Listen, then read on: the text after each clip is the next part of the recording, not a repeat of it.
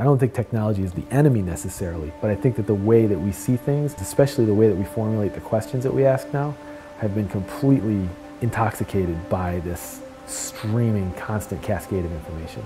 Soul seems to be kind of getting lost in the equation. I like to see where that is, where the click and drag mentality kind of collides with real physicality or real discovery. Synchronicity is one of the places where soul shows up and says, hey, look at me, I'm here.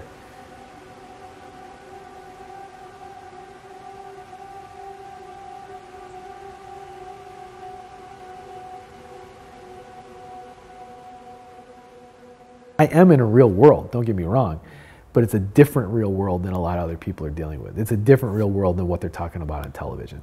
It's a different ready world than somebody who's got a house with 2 kids and a picket fence. It's a different real world than somebody who's a workaholic who's working 80 hours a week. I might be working 80 hours a week, but I don't feel like I'm working 80 hours a week. And I'm working for myself, even though it's for a much less financial benefit at the moment. In film school, I started doing storyboards for people's movies, and then my senior year, I became an animator. 2 or 3 weeks after I got my first job, I was like, this is it? Like, this is all there is, really? I was doing a lot of figure drawing, a ton of figure drawing. I was figure drawing maybe 4 times a week. And somewhere in there, I started not using a pencil anymore. I started using a brush, I started painting, I started using watercolor, I started using things that were less controllable, and next thing I know, I was going abstract, and I didn't really think about it, but it was looking strange. It was still looking like people, but it was way more interesting and way more expressive and way more out there.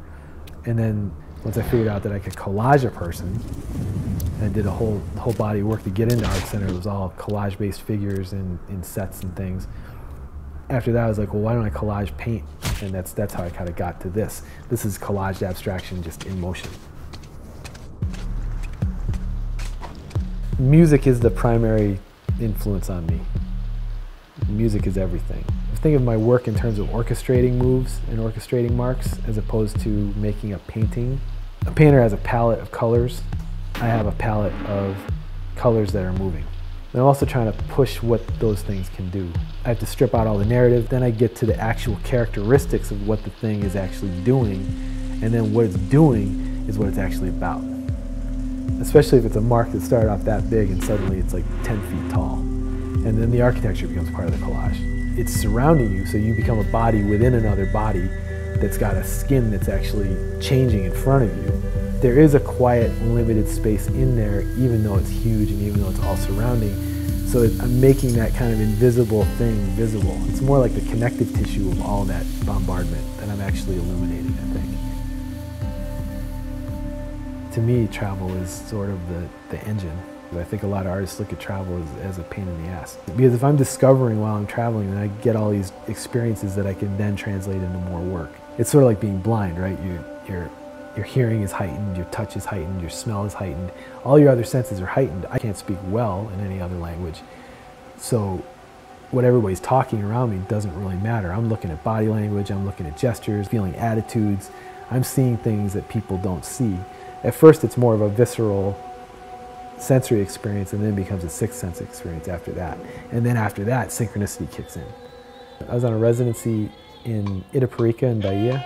Went to a number of different religious ceremonies there, and I kind of figured out how to break down the orishas, which are like the middlemen between us and God in Candomblé, which is their syncretic religion between Yoruba practice and Catholicism. There's a certain feeling that you get in the ceremony that I think is fairly universal, and I wanted to get that across, but I also wanted to be specific to the Brazilians and be respectful and show them a different way of looking at their religion that they hadn't considered using technology. I figured out how to take those actions of those orishas and break them down into paint marks and break them down into the colors of the orishas. It became a circle and a triangle and a square when it was done. I'm looking for meaning from action. I want you to be surrounded by a series of actions and make sense of them.